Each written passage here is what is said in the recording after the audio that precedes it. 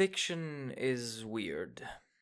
We create a whole bunch of stories with their own sets of logic, their own regularities, and their own legion of analytical and or fanatical devotees. But for what? What's the point of making this shit up? I'm a 22-year-old university boy, so I obviously don't have a definitive answer. Fuck, I honestly don't have a definitive answer to anything. But what I do have is feelings. God, so cheesy. But yeah, and as I said in the past, what fiction does to those feelings and my perception of them is something I care about way more than about arbitrary terms like writing and development. Those are obviously important as the objective qualities of a work of fiction is something you should consider, especially if you want to write something that is, let's say, academically valid. But I personally have always preferred a more subjective approach, the kind of approach that prioritizes personal experiences, stories, and resonations rather than cold and calculated analysis, even though my channel hasn't quite reflected that. So, as you have probably noticed, this will be a very different kind of video. This isn't an analysis, or a breakdown, or any of that smarty pants mumbo jumbo. None of that today. This is just a personal story of mine that I would like to share. A story of me, my life, and a stupid little shonen called My Hero Academia. At the beginning of 2016, February to be exact, I got sick. I was interning at a biological lab at the time when I came down with a fever that turned into a throat inflammation, which then turned into heart strain, at which point I was carted into the ER.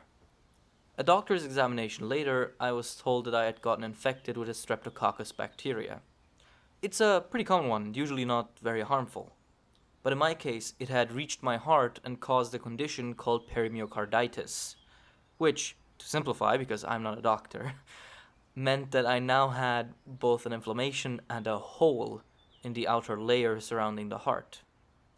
Not exactly life-threatening, but definitely not harmless and definitely not pleasant. Physical activity was essentially banned if I didn't want to risk complications or worse. This had a number of effects in my life. I had to spend a fair amount of time in the hospital, hooked up to all sorts of tubes and gizmos. And after I went back home, I had some severe limitations of what I could do. I, for example, had to take breaks halfway through the stairs to not potentially ruin my heart, which, at 19 years old, feels very shitty, believe you me. I was at the time also involved in a theater production, where I was playing a lead role. A role that I was very proud of, and a role that I was very likely to be forced to drop now, as the physical strain of acting would possibly be too much, and it was a general no-no from the doctors and everyone around me.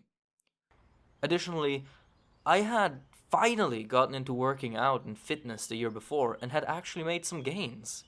Gains that were now inevitably going to be flushed down the drain as my ban from physical activity was set to last 8 months, which, if you don't work out, that is enough time, more than enough time, to ruin any progress you've made.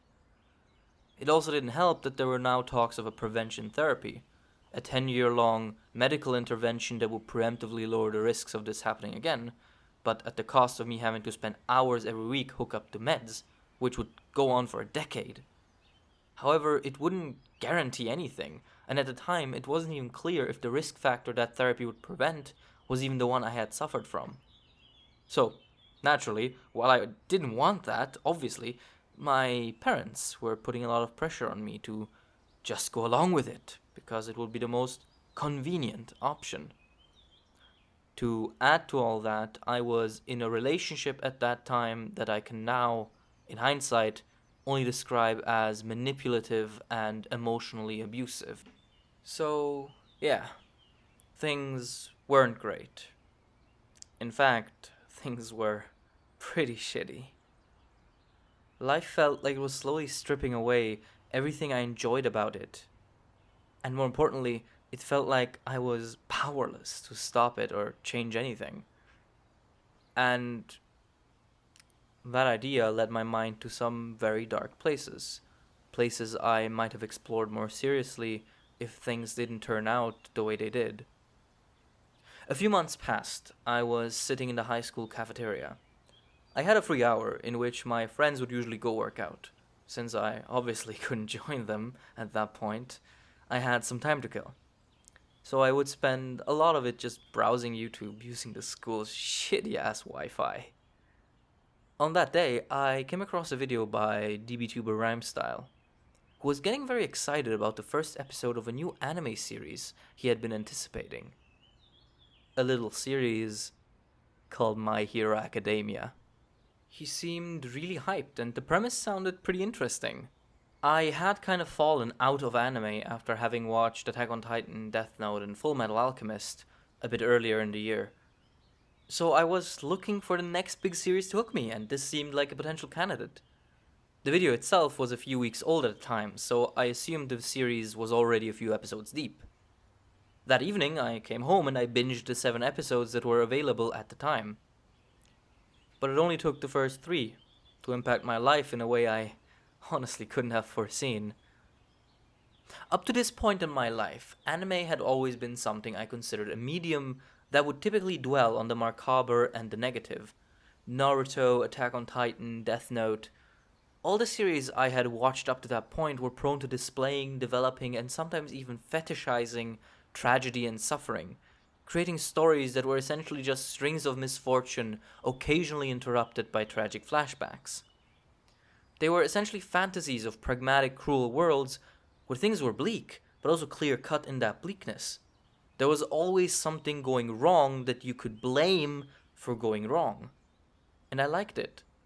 For me, it was a way to direct all my negative feelings onto a clear and palpable target, be it a bully, a villain, or a fictional circumstance. That was simply easier to do than to try and deal with all the anger, frustration, and hopelessness I was feeling directly. Since there wasn't really any party at fault or an easy place to direct and channel my feelings into, as it is quite often the case in life. It was my way of catharsis. I simply thought that this was just what anime was. And for the first episode, Hiroaka seemed to do the same thing. It meticulously showed the main character, Deku, struggling with an inherent disadvantage he had in a society that regarded him as useless and weak.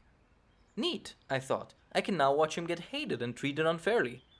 And sure enough, the first half of the second episode followed this pattern, as Deku got rejected by his idol, All Might. At this point, I felt pretty confident that this was gonna be a new version of Naruto, with the entire world and cast shitting on the MC for 70% of the series. And I was into it. I thought I could get my feelings out by proxy, and simultaneously avoid having to deal with them. But then, something magical happened, as cliche as that sounds. The series did something I didn't expect, and it really, really impacted me.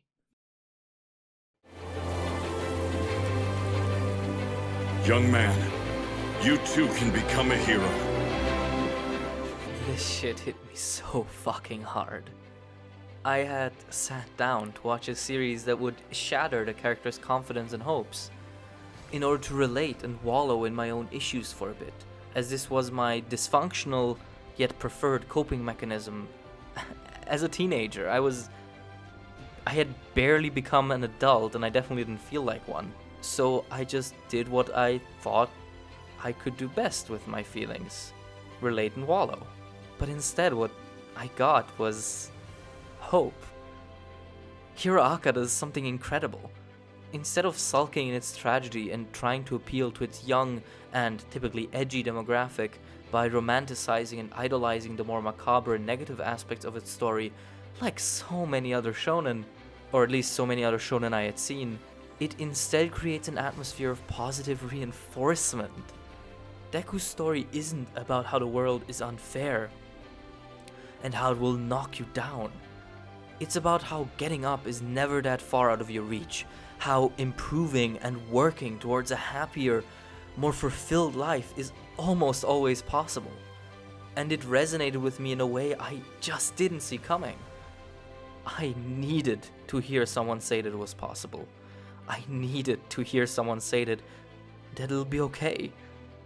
By the time episode 3 rolled around and I saw Deku crawling in the dirt, refusing to give in, not because the world had put him there, but because he wanted to be the best he could be, because he wanted to improve, because he wanted to change his life for the better, by that time, something had changed. Suddenly, life seemed doable. Suddenly, things weren't as scary. It was small, but for just a moment. Deku and MHA made me regain my belief that life was manageable, that people could do it, that, more importantly, I could do it. When you're a kid, most things seem possible. Yeah, sure, you might feel limited by your bedtime or the homework you have to do. But there is this inherent sense of possibility to it. You look at something ridiculous like an astronaut or, I don't know, a scuba diver, an archaeologist, a superhero, and go, oh cool, I want to do that, I'll become that too. And as you grow older, things change, perspectives are gained, and dreams are abandoned. Part of being an adult is understanding that there are certain factors within your life that are simply out of control. That's normal and part of being human. However, I do think that we sometimes run the risk of overestimating what exactly is out of our control and underestimating what our own influence over our lives is. And that's okay. Life is confusing, it is cruel, it is relentless. It's absolutely normal to sometimes have it all twisted and not quite understand what is coming, what's gonna happen next. Sometimes things feel meaningless or out of our hands. And it's times like these where we perhaps need a silly little cartoon about a young boy punching things to remind us that we too can punch life right in the face. And that's exactly what I did. I pooled my strength and reprised my role in the theater to great success. I told my parents to fuck off with their ridiculous therapy and pressure. And I, step by step, worked myself up again to a decent form until the 8 months were over and I could get back into exercise properly. I have since fallen out and into it again, as one does. Busy life. But the important thing is that Hiroaka gave me that push of confidence and hope I needed to start building myself up again. Obviously, my improvement wasn't all due to this one anime series. That's ridiculous. I have wonderful friends in my life that I've been blessed with. But I just find it so fitting that the series about saving people kinda saved me from myself. And this is why I love fiction. This is why I love anime. This is why I love Hiroaka. Because even if these stories are essentially just make-believe, they can still help us understand and come to grips with our own lives in a multitude of ways. Just because it isn't quote-unquote real doesn't mean that it cannot have real effects on the way you perceive your very real life and the issues you face within it. This is why I will always prefer the more subjective, emotionally resonant approach to media over the colder, more critically objective kind of lens that has become so popular with a lot of analysis channels and critics and YouTubers. I always feel a series more than I analyze it, because I see the emotional components of our experience with fiction as the more important aspects of it. I try to make content that encourages people to look past shallow and murky words like writing and world building and whatnot. These terms are of course important, but really I would much rather recommend that you sometimes try to really feel out how a series touches you and how it resonates. As a form of art, fiction is inherently bound to the idea of sharing and transmitting emotions, moods, and ideas.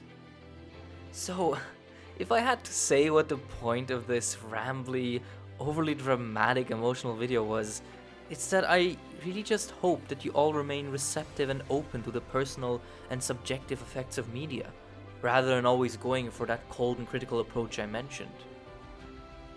And I sincerely hope that maybe, just maybe, you do have or will have a series that saves you. Just like My Hero Academia saved me.